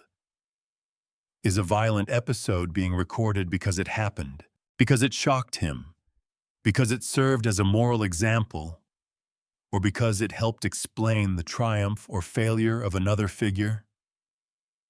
Often the answer is more than one. That is what makes the Merovingian sources feel alive. They are not clean documents lying flat on a table. They are voices speaking across a dangerous room. Other clerical writers and later chroniclers added their own layers. Some preserved memory. Some simplified it. Some inherited stories already shaped by earlier judgment. Some wrote after the dynasty's power had weakened, or after its replacement became politically useful to justify. The further we move from the events themselves, the more the Merovingians can become characters in someone else's argument. This is especially important when we consider the dynasty's reputation for brutality, weakness, mystery, or sacred strangeness. These impressions are not pure inventions, but they are mediated. We do not meet the Merovingians directly. We meet them through people who had reasons to admire, fear, condemn, or explain them. Memory, in this world, was not passive. It was made. A bishop might preserve a king's deed because it revealed sin. A monastery might remember a patron because generosity created lasting obligation. A rival dynasty might emphasize decay in order to make its own rise seem necessary. A later writer might turn complicated politics into moral decline because decline is easier to narrate than institutional change. So when we hear that a king was monstrous, foolish, holy, weak, or favored, we should listen carefully, but not bow our heads at once. The chroniclers give us the language of their world, not simply a transcript of it. This matters for the central mystery of Merovingian power. The long hair, the sacred body, the tonsure, the bloodline, all of these reach us partly through written memory. The sources do not merely describe the dynasty's symbols. They help preserve the belief that those symbols mattered. They carry the fear forward. They teach later generations how to read a shorn prince, a royal baptism, a queen's vengeance, a child claimant, a king reduced to ceremony. In other words, chroniclers did not only remember Merovingian power, they participated in its afterlife. There is something almost unsettling about that. The dynasty's authority depended on recognition while it lived, and then its historical image depended on recognition after it fell. Kings needed audiences in life. They needed writers in death. Without the bishops and chroniclers, many royal bodies would vanish into the general violence of the age. With them, those bodies remained charged, judged, interpreted, and sometimes distorted. Gregory of Tours, especially, gives the story its human density. He does not let the Merovingian world become a clean diagram of succession. He fills it with temper, fear, illness, rumor, prayer, ambition, insult, grief. His pages remind us that dynastic politics was not only structure, it was personality under pressure. It was family memory sharpened into accusation. It was piety and calculation sitting at the same table, both pretending not to notice each other. And yet, even with Gregory, much remains uncertain. He could misunderstand motives. He could accept reports that had already been shaped in the telling. He could emphasize what mattered to a bishop and pass quickly over what mattered to a warrior or peasant. He could frame events so strongly in moral terms that the political mechanics underneath become harder to see. That is not a flaw unique to him. It is the condition of the evidence. Every age leaves behind sources that flatter its own anxieties. The Merovingian age left us clerical memory because clerics were among the people most able to write, preserve, and interpret. As a result, the world we see is often a world viewed from the church, the episcopal city, the monastery, the moralizing desk. The battlefield appears, but often after it has been translated into providence. The palace appears, but often as a theater of sin or warning. The queen appears, but often through the suspicion reserved for powerful women who refused to remain decorative. To read these sources well is not to strip away all interpretation until only bare facts remain. That is impossible. It is to hold interpretation up to the light. The Merovingians themselves understood the power of visible signs. Their chroniclers understood the power of narrated signs. A haircut could unmake a claimant in public. A story could unmake a king in memory. Both acts required an audience. So, As we move deeper into the dynasty's bloodstorm, we have to carry Gregory and the clerical voices with us, not as enemies of truth, and not as perfect guides, but as complicated companions. They preserve the road while also bending it. They warn us where to look, and sometimes they tell us too confidently what we are supposed to see. The task is not to silence them. It is to listen with one ear open for what they meant to say, and the other for what their world accidentally revealed. Chapter 11. Queens in the Bloodstorm. The Merovingian palace was not a place where women merely watched men make history. That image is too convenient, and much too clean. It belongs to a later habit of imagining royal women as ornaments beside the throne, valuable mainly for marriage, childbirth, and ceremonial grief. But in the Merovingian world, queens stood much closer to the machinery of power. They could carry alliances across borders. They could protect sons. They could patronize churches. They could gather supporters, influence succession, negotiate with bishops, and preserve the memory of their own bloodlines inside a dynasty that often treated blood as destiny. They were not outside the bloodstorm.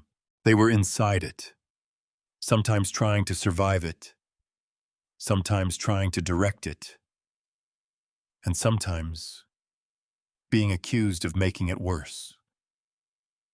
A royal marriage in this world was never simply romantic, and often not romantic at all. It was diplomacy placed into a human body.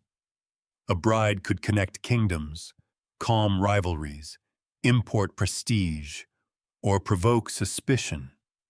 Her children could transform the balance of succession.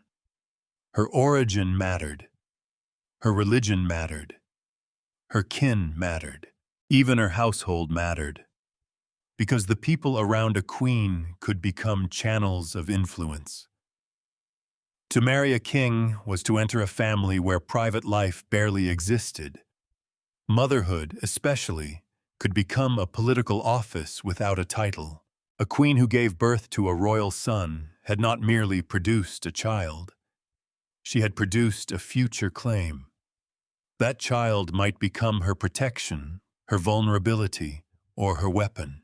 If the king died, the mother of a young heir could become one of the most important figures in the kingdom, not because the world had suddenly become generous to women, but because the boy's blood needed guardianship, and someone had to stand between him and the knives of his relatives. Here the tenderness of motherhood and the hardness of politics could become impossible to separate. A queen defending her son could look noble to one faction and dangerous to another. The same act might be described as maternal loyalty or ruthless ambition, depending on who held the pen. A king gathering armies was a ruler. A queen gathering support might be called manipulative. That difference in language matters. Clerical writers preserved priceless information about Merovingian women, but they also carried expectations about gender, morality, sexuality, and proper behavior. A powerful queen could easily become a moral problem in the telling. This does not mean the queens were innocent figures misunderstood by everyone around them. Some were capable of severe political action. Some entered rivalries that left deep wounds. Some participated in the violent logic of the dynasty with clear eyes. But reducing them to villains is just as lazy as reducing them to victims. The better question is, what kind of world made their choices necessary? The Merovingian dynasty created danger for women in a particular way. A queen's security depended on the survival and status of the men connected to her: husband, son, brother, father, ally. But because those men were often competing within the same royal line, a queen could not remain neutral without becoming disposable. Neutrality is a luxury granted to those whom politics can afford to ignore. Merovingian queens were too valuable to be ignored. Their bodies carried alliances. Their wombs carried succession. Their patronage carried memory. Their loyalties could shift the future. And so they acted. They used the tools available to them. Marriage could be strategy. Widowhood could be a crisis, but also an opening. Religious patronage could be devotion, yes, but also public authority. A queen associated with churches, saints, monasteries, or bishops was not simply decorating her reputation. She was placing herself inside one of the strongest memory-making systems of the age. That detail is easy to miss. In a world where chroniclers mattered, sanctity could become political protection. A royal woman who supported holy places might be remembered differently from one who had no clerical defenders. Piety did not remove her from politics. It gave her another language in which to operate. Vengeance, too, had its language. Modern audiences often recoil from the feuds of Merovingian royal women, and understandably so. The stories can seem relentless. Insult answered by retaliation, marriage leading to rivalry, family grievance hardening into long conflict. But vengeance in this world was not always a burst of uncontrolled emotion. It could be a claim to justice. It could be a way of refusing humiliation. It could be a signal to followers that an injury would not go unanswered. For a queen especially, vengeance might be one of the few ways to prove that she and her children could not be treated as convenient casualties. This is not a defense of cruelty. It is an attempt to understand the political grammar of a violent age. A woman who failed to answer an attack could invite another. A mother who did not protect her son's claim might watch that claim disappear. A widow without force behind her could be pushed aside by men who spoke softly in public and moved quickly in private. The bloodline that empowered Merovingian kings also made Merovingian queens indispensable. They were the bridges through which bloodlines met, the guardians through whom young kings survived, and sometimes the strategists through whom rival branches endured. Their influence did not always resemble formal rule, but formal rule is only one shape power takes. Some power whispers through marriage negotiations. Some power kneels in a church and leaves a donation that will be remembered for generations. Some power stands beside a child king and dares the court to move against him. Some power is accused of wickedness because it refused to disappear. This is why the queens belong at the center of the story, not at its edges. Without them, Merovingian politics becomes a misleading parade of male names, battles, and successions. With them, we see the dynasty more clearly as a living family system, one in which blood was produced, protected, contested, and narrated through women as much as men. The palace was not only a place of crowns and weapons, it was a place of marriages arranged with calculation, births watched with anxiety, widows measured for usefulness, daughters exchanged across frontiers, mothers pleading or plotting for sons, and holy women turning religious identity into a form of political presence. And around all of them stood the chroniclers, ready to remember, but not always ready to understand. That is the final caution. The queens of the Merovingian age often reach us through hostile or anxious voices. Their ambition may be real. Their violence may be real. Their sanctity may be real. But the shape of each story has passed through judgment. We have to read not only what they did, but how their actions were made to sound. Because in a dynasty built on sacred blood, memory itself became another battlefield. The long-haired kings may have carried the visible sign of rule, but queens helped decide whose hair would matter, whose blood would be defended, whose child would be raised toward a throne, and whose name would be stained after death. The blood storm was not only fought by swords, sometimes it was fought in marriages, nurseries, chapels, and the dangerous silence after a king died. Chapter 12. The Palace Mayors and the Hollowing of the Throne. A throne does not always fall when an enemy storms the hall. Sometimes it remains exactly where it is. The royal name is still spoken. The ceremonies still happen. The bloodline is still treated with care. The king still sits in the place where kings are supposed to sit. And yet, quietly, the weight has moved elsewhere. This is one of the most important turns in the Merovingian story, because it was not simply a matter of bad kings being replaced by better administrators. That is the later, simplified version. The real process was slower and more revealing. Power began to gather around the men who controlled access, households, land, armed followings, aristocratic networks, and the practical machinery of rule. These men were the mayors of the palace. The title can sound almost domestic, as if we are speaking about a senior servant arranging rooms, meals, and courtly schedules. But in the Merovingian world, the palace was not just a residence. It was the center of royal government, the place where influence was negotiated, and where the king's household touched the kingdom's politics. To manage the palace was to stand near the veins of power. Nearness, over time, can become possession.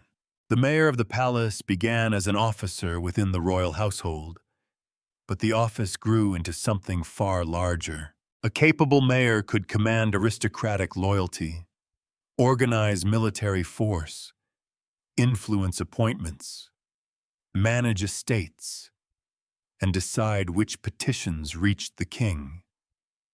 He could become the indispensable man. And once a ruler depends on an indispensable man, the question begins to shift. Is the king governing through his servant, or is the servant governing through the king? At first, that distinction may not have seemed dangerous. Early medieval rule often depended on personal relationships. Kings needed powerful agents. Great families expected influence. Aristocrats did not simply obey because a royal command existed. They calculated, bargained, supported, resisted, and watched for advantage. In such a world, a strong mayor could be useful to a strong king. He could organize what the king could not handle alone. But usefulness has a habit of expanding. As the Merovingian kingdoms were divided, reunited, and divided again through inheritance and conflict, the palace mayor became more than a household officer. He could anchor continuity when kings were young, weak, absent, contested, or dependent. He could speak to nobles who cared less about royal mystique than about land, office, reward, and military success. He could hold together coalitions that a king's blood alone could not manage. And this is where the old Merovingian magic, if we can call it that, begins to show its limitation. Royal blood could make a king legitimate. It could make him necessary. It could make his body symbolically powerful. But blood did not automatically command aristocrats. It did not raise armies by itself. It did not manage estates, settle rivalries, reward followers, or keep ambitious noble families satisfied. A sacred bloodline could define who was allowed to be king, while leaving the daily exercise of power in the hands of someone else. That someone else increasingly became the mayor. The rising Pippinid family understood this better than anyone. Their strength did not come from claiming immediately to be kings. That would have been too crude, and perhaps too dangerous. Instead, they built power beneath the royal surface. They became masters of influence before they became masters of the throne. They learned to operate inside the Merovingian system, using its legitimacy while slowly redirecting its force. This is political patience of a high order. A less careful family might have tried to seize the crown too soon and been condemned as usurpers. The Pippinids did something subtler. They allowed the Merovingian kings to remain symbolically necessary while making themselves practically unavoidable. The king's blood still mattered. The mayor's power made that blood usable. In a sense, the mayor became the hand around the sacred body. This was not an overnight theft. It was a transfer of gravity. Each time a mayor commanded troops effectively, settled aristocratic affairs, or dominated the court, the office gained substance. Each time a Merovingian king depended on such a man, the king's dignity remained visible, but his room for action narrowed. The ceremony continued. The decision-making shifted. That is often how institutions hollow out, not by losing their names, but by losing their functions. The Merovingian throne did not immediately become meaningless. That would misunderstand the whole story. If it had been meaningless, the Pippinids and others could have discarded it earlier. The fact that they did not tells us something crucial. The royal bloodline still carried symbolic authority. It still gave legitimacy to the political order. Even a weakened Merovingian king could make rule look lawful in a way that a powerful mayor, without royal blood, could not yet fully replace. The throne was hollowing, but the shell remained sacred. This creates a strange picture. On one side, the king embodies the ancient line. His hair, ancestry, and name connect him to the remembered dynasty of Clovis. He is the visible heir of a family that had ruled the Franks for generations. On the other side, the mayor controls the mechanisms that make government move. He has the networks, the armed support, the practical authority. One man represents legitimacy. The other increasingly controls reality. Of course, reality and legitimacy cannot remain separated forever. A political order can survive for a time with a ceremonial figure at the top and a powerful minister beneath him. Many societies have done this in different forms, but the arrangement becomes unstable when the minister's family grows strong enough to ask why it should continue serving a king who can no longer rule without it. That question would not need to be asked aloud at first. It could live in every successful campaign, every aristocratic alliance, every moment when nobles looked to the mayor rather than the king for action. Power teaches people where to turn their faces, and as more faces turned, the Merovingian aura weakened. Not all at once, not completely, but enough. The tragedy, if we want to call it that, is that the Merovingian system had helped create the conditions of its own displacement. By making royal blood so essential, it preserved the dynasty for centuries. But by allowing practical authority to be exercised through powerful palace officers, it also gave ambitious, non-royal families a path to dominance. The kings remained necessary until someone could find a way to make them unnecessary. The mayors did not simply overthrow the sacred body. They learned to stand beside it, speak for it, act through it, and gradually overshadow it. This is why the later image of the powerless Merovingian king is both useful and misleading. Useful because something real had happened. Effective power had shifted. Misleading because the shift only mattered precisely because the kings were not empty symbols from the beginning. Their bloodline had been strong enough to hold the idea of kingship even after much of the substance had drained away. A weak symbol does not need to be hollowed out. Only a powerful one does. By the time the Pippinid mayors had become the dominant force in Frankish politics, the old question had changed. It was no longer simply, who has the blood to be king? It was becoming, what is royal blood worth if another family commands the kingdom? That question was dangerous because it invited a new answer. For generations, the Merovingians had ruled through the agreement that their line was set apart. Now another kind of agreement was forming among aristocrats, warriors, and churchmen. That practical power, military success, and ecclesiastical approval might one day matter more than descent alone. The long hair still had meaning, but meaning, without force behind it, can become fragile. And once a throne is hollow enough, the final blow may not look like an invasion. It may look like a legal question, a religious consultation, a careful ceremony, and a pair of shears waiting at the edge of history. Chapter 13. The Do-Nothing Kings and the Carolingian Rewrite. Every fallen dynasty leaves behind two histories. One is the history of what happened. The other is the history written by the people who needed the fall to look deserved. For the last Merovingians, that second history proved devastating.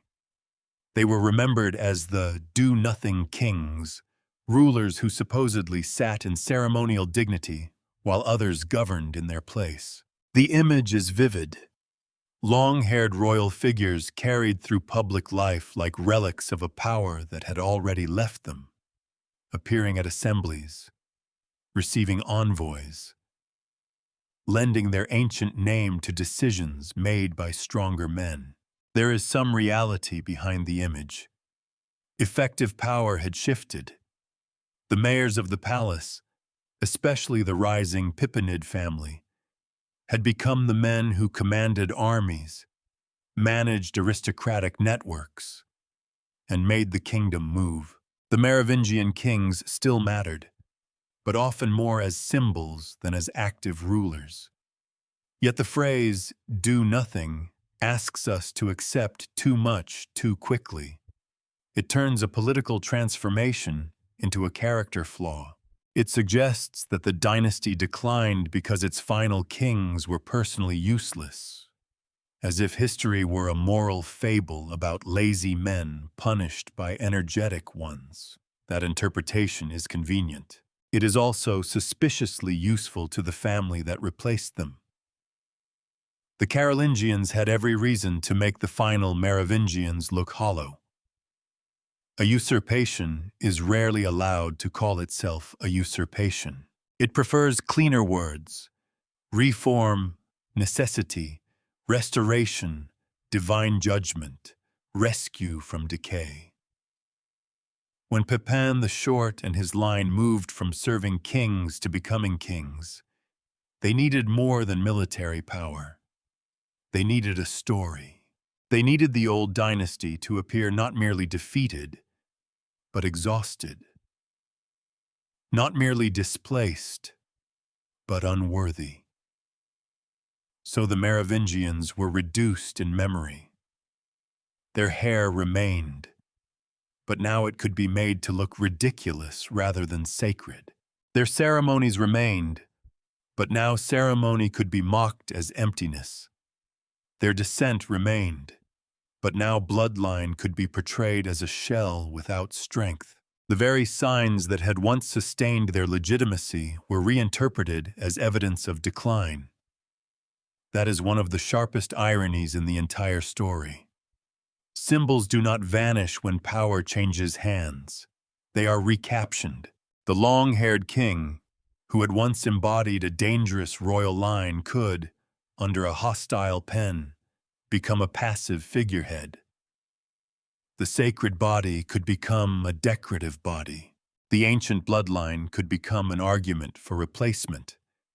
Look how old this line is, and look how little it now does. This does not mean the later criticism was pure invention. By the final phase of Merovingian rule, the throne had genuinely been hollowed out. Many decisions lay elsewhere. The mayors were not imaginary puppet masters invented by later propaganda. Their authority was real, and their dominance was the central fact of Frankish politics. But propaganda is most effective when it grows around something true. The Carolingian rewrite did not need to fabricate every detail. It only needed to arrange the details so that one conclusion felt inevitable. The Merovingians had become useless, and the Carolingians were simply the men brave enough to admit it. That arrangement hides the more uncomfortable question. If the Merovingian kings were truly nothing, why did they need to be discredited so carefully? Why did their removal require religious approval, political staging, and symbolic closure? Why not simply ignore them? Because even weakened symbols can be dangerous. The last Merovingians still carried a name that no mayor could inherit by ordinary descent. They belonged to the dynasty of Clovis, the line that had given Frankish kingship its first great shape in Gaul. Their bodies, however politically limited, still connected the present to an older agreement about who could be king.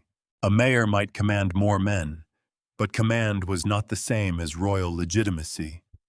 The Carolingians had to solve that problem not only by taking power, but by changing the meaning of the past. This is why the do-nothing kings should be read less as a neutral description and more as a political memory. It tells us what later writers wanted audiences to believe about the end of the Merovingians. It does not give us a pure photograph of those rulers. It gives us a portrait painted after the household had changed owners, and portraits can be honest in outline while cruel in expression. The final Merovingian kings may indeed have had limited authority. Some may have been young, dependent, or overshadowed by powerful mayors. Their public actions may have been tightly controlled. But to treat them as merely absurd is to miss the deeper institutional drama. They were not weak because they lacked hair, blood, or name. They were weak because those older forms of legitimacy had become insufficient against a new concentration of aristocratic, military, and ecclesiastical power. That difference matters. A do-nothing king sounds like a personal failure. A hollowed king reveals a system changing around him. The Carolingian account prefers the first, because it makes replacement feel morally obvious. But the second is more historically interesting. It shows how a dynasty can remain sacred after it has ceased to be effective. It shows how power can divide into appearance and action, memory and command, dissent and administration. It shows that legitimacy can survive longer than authority, but not forever. The final Merovingians became trapped inside their own symbolism. Their blood still placed them above ordinary nobles, but not above the men who controlled the realm in practice. Their hair still marked them as royal, but the audience had begun to change. More and more, the people whose recognition mattered were looking past the king toward the mayor. At that point, the Merovingian body was still readable. It was just no longer the only text in the room. The Carolingian rewrite succeeded because it offered a simple answer to a complicated transition. It told later generations that the old kings had done nothing, and that the new kings had done what necessity demanded. But beneath that simplicity lies a quieter struggle over meaning. The Merovingians had to be made small before the Carolingians could appear rightful. Their mystery had to become decay. Their aura had to become theater. That is how dynasties are killed a second time. First, they lose power. Then, they lose control over the story of why. Chapter 14, The Last Hair Falls. By 751, the Merovingian throne had not vanished. That is what makes its ending so revealing. The old dynasty did not disappear because everyone had stopped believing in it at once. Its name still carried weight. Its ancestry still reached backward toward Clovis. Its kings still possessed the visible signs of a royal line that had once made warriors, bishops, and aristocrats arrange their politics around Merovingian blood. But the balance had changed. For generations, the mayors of the palace had learned to govern through the dynasty. They had not needed to destroy the royal body while it remained useful. A Merovingian king could lend legitimacy to decisions made elsewhere. He could sit above the political order like an ancient seal pressed onto new wax. The image was old, but the hands using it were not. Pepin the Short inherited that strange arrangement at the moment when it was becoming impossible to hide. The Pipinid family had power in the practical sense: military strength, aristocratic support, administrative control, and the ability to act. The Merovingian king had power in the symbolic sense: blood, name, sacred memory, and the last fragments of dynastic awe. The question was no longer whether the mayor could rule. He already did. The question was whether the man who ruled could become king without tearing the political world apart.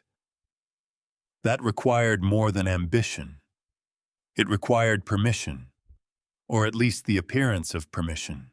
A throne that has been sacred for centuries cannot simply be treated like a chair in an empty room.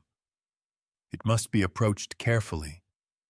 The old belief has to be dismantled in public, with enough ceremony that the dismantling itself feels lawful. This is why the fall of the Merovingians was not just a coup, though force stood behind it. It was a ritualized transfer of meaning. The Carolingian rise needed aristocrats to accept that effective power should now match royal title. It needed churchmen to help explain why a king who did not rule could be replaced by the man who did. It needed the old dynasty's bloodline to be weakened not only in fact, but in imagination. The sacred shell of Merovingian kingship had to be opened, and everyone important had to agree that nothing living remained inside. That agreement was the real prize. The last Merovingian king was not defeated in the way Clovis had defeated rivals on the road to power. He was not overthrown by a new barbarian invasion or swept away by a popular rising. His removal belonged to a colder kind of politics: consultation, recognition, ceremony, and finally, the old symbolic violence of the shears. The long hair fell. In that moment, the dynasty's beginning and ending seemed to touch. The sign that had once made royal bodies dangerous became the sign that had to be removed before the new age could begin. A Merovingian claimant could be left alive, but not left readable as king. The ancient mark had to be cut away, because even at the end, appearance still mattered. This is the final proof that the dynasty's mystique had never been meaningless. No one bothers to unmake an empty symbol with such care. Pepin's world still understood that Merovingian blood carried a charge. Reduced, mocked, narrowed, politically hollowed. Yes, but not irrelevant. The final king's hair had to fall because the old grammar of rule still had enough strength to require an ending written in the body. And yet the body alone could no longer save the throne. That is the great reversal of 751. For centuries, Merovingian legitimacy had rested on descent made visible. Kingship belonged to the line. The line was displayed through the body. The body was surrounded by ritual and memory. But by the middle of the 8th century, another formula had become stronger: military command, aristocratic coalition, and ecclesiastical approval. Pepin did not merely take a crown, He helped change the answer to a dangerous question. What makes a king? Under the old arrangement, the answer had begun with blood. Under the new one, blood still mattered, but it was no longer enough. A king had to be the man who could govern, defend, reward, and receive sacred recognition. The Carolingian solution did not abolish holiness from monarchy.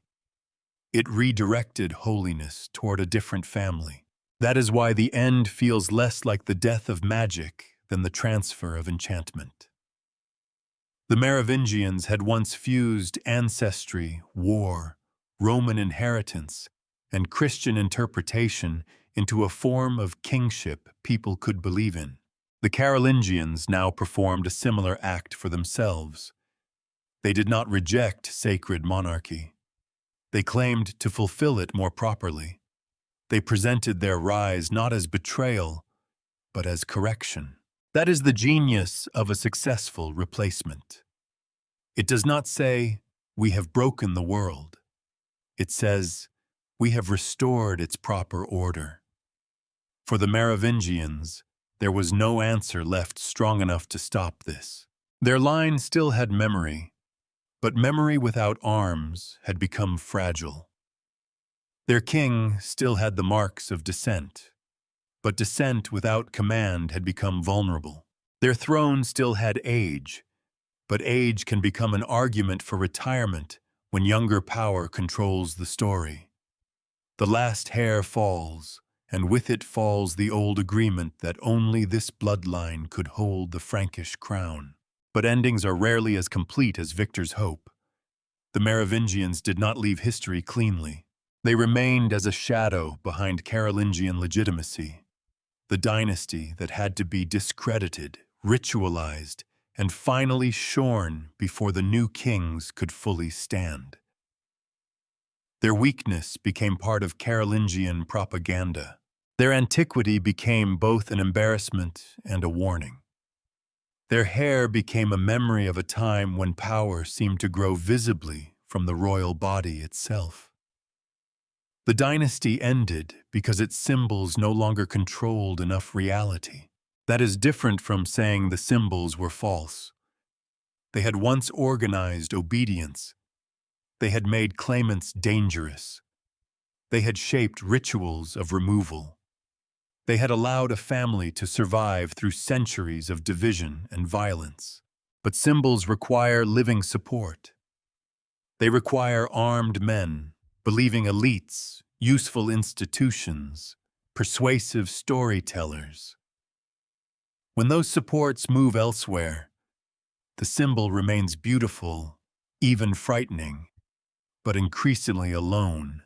In 751, the Merovingian line met a force it could not absorb, a family that had already learned to rule, a political class ready to recognize that rule, and a church willing to help translate power into legitimacy. The Shears did not create the end, they announced it. And once the royal hair had fallen, the first race of Frankish kings passed from government into memory. Still strange, still charged, still difficult to dismiss, but no longer able to command the world that had once bent around its blood. Chapter 15. What the long hair really held. So what did the long hair really hold? Not magic, if by magic we mean a force that can be measured, proven, or cut loose from the body like a spell. The Merovingian kings were not powerful because their hair contained some hidden substance. They were powerful because enough people had learned to see that hair as the sign of something older, deeper, and politically dangerous. It held ancestry. It held the memory of a line that had risen from the broken edges of Rome and made itself necessary in Gaul. It held the prestige of Clovis, the force of conquest, the blessing of baptism, the cooperation of bishops, the fear of warriors, and the habits of aristocrats who knew that kingship had long belonged to this family. It held agreement. That may sound less mysterious than legend, but it is actually more unsettling. A kingdom does not need every person to believe the same story with equal devotion. It only needs enough people to behave as if the story is true. The Merovingian body became sacred because politics, ritual, memory, and fear kept teaching people to read it that way. A boy with royal blood could become a threat before he became a man. A shorn claimant could be left alive but stripped of possibility. A weak king could still matter because his name carried what another family did not yet possess. And when the Carolingians finally replaced the line, they did not simply ignore the old symbols. They answered them, rewrote them, and cut them away. That is how we know the symbols had worked. The Merovingian mystery, then, is not that early medieval people were naive. It is that they understood something modern societies often hide from themselves. Power always needs performance. It needs bodies, gestures, ceremonies, stories, witnesses, and memories. It needs people willing to look at one person and see more than a person. For centuries, the Franks looked at the long-haired kings and saw a dynasty. Then, slowly, they learned to see something else. The hair had held bloodline, but bloodline could not command forever.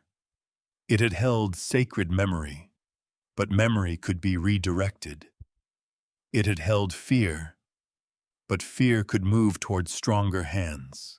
By 751, the old sign still mattered enough to be removed, but no longer enough to save the throne. That is the honest answer. The Merovingians' mystical power was not a lie, and it was not a literal enchantment. It was a fusion. Ancestry, ritual, Christian symbolism, political consent, family violence, public recognition, and the deep human instinct to make authority visible. The long hair made a king because people agreed that it could, and when that agreement failed, the dynasty fell with it. In the end, the Merovingians remind us that kingdoms do not survive only because power is sacred. They survive because enough people continue to treat it as sacred until the day they stop. And on that day, even a king's hair is only hair.